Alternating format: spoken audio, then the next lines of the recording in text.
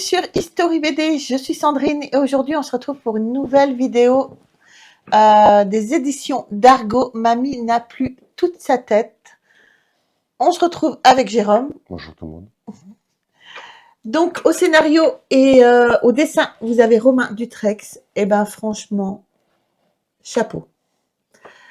Au départ, les planches,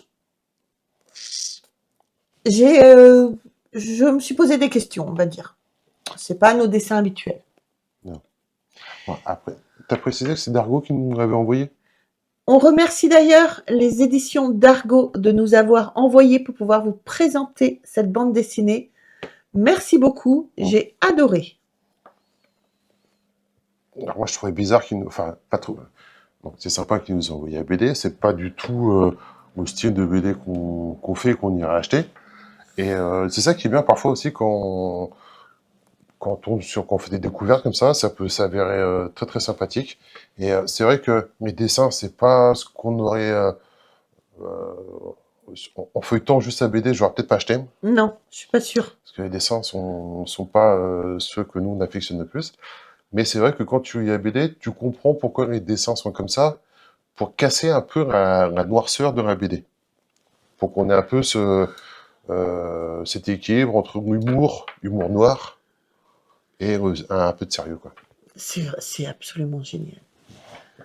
Quand je l'ai lu, franchement, moi je me suis bidonnée pendant tout. C'est humour noir, mais j'ai quand même bien ri. C'est ça qui m'a fait peur d'ailleurs. Et voilà, ben, ce qu'on va faire, c'est qu'on va passer tout de suite à la narration, comme ça vous pourrez voir un petit peu les planches. À tout de suite. Ce jour-là, l'auteur Romain Dutrex prévient sa femme et son fiston qu'il commencera sa journée par une visite à sa grand-mère. Un ingénieur de chez ERDF doit en effet passer lui installer le compteur Linky. Or, la mamie est très âgée, donc évidemment perdue au milieu de tous ces trucs modernes.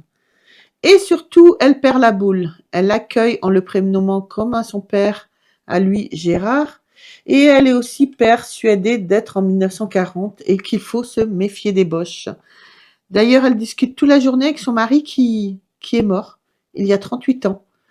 Romain part faire des courses pour sa mamie, à partir de la liste qu'elle lui a préparée. Pendant ce temps-là, l'ingénieur ERDF arrive chez la mamie.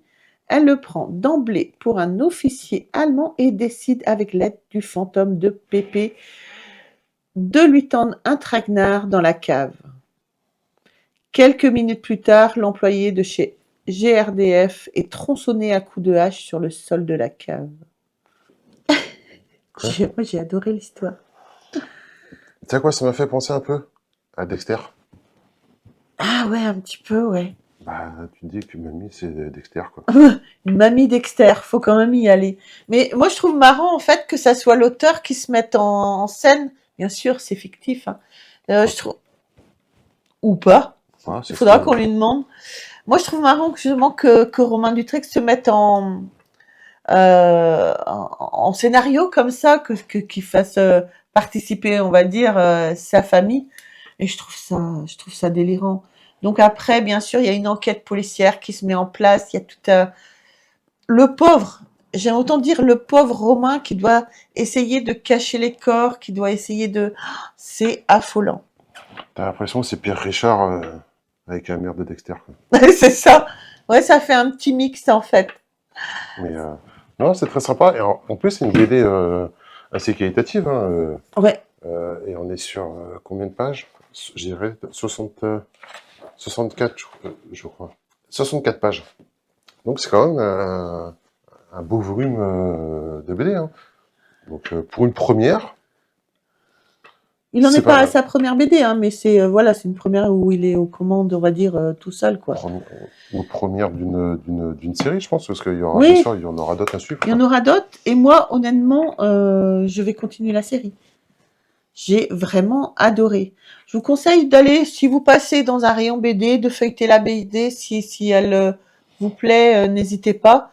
C'est un jeune auteur, donc voilà, moi je lui tire mon chapeau, je lui dis bravo, j'essaierai de le contacter et de lui envoyer la vidéo. Mais franchement, moi j'ai kiffé. Sympa et original. Sympa et original. Donc surtout, les amis, si vous connaissez pas, allez regarder. On n'oublie pas, on s'abonne, on like, on nous rejoint sur les réseaux sociaux. Moi, je vous embrasse très très fort et on se retrouve très vite pour une prochaine vidéo. Bye. Au revoir.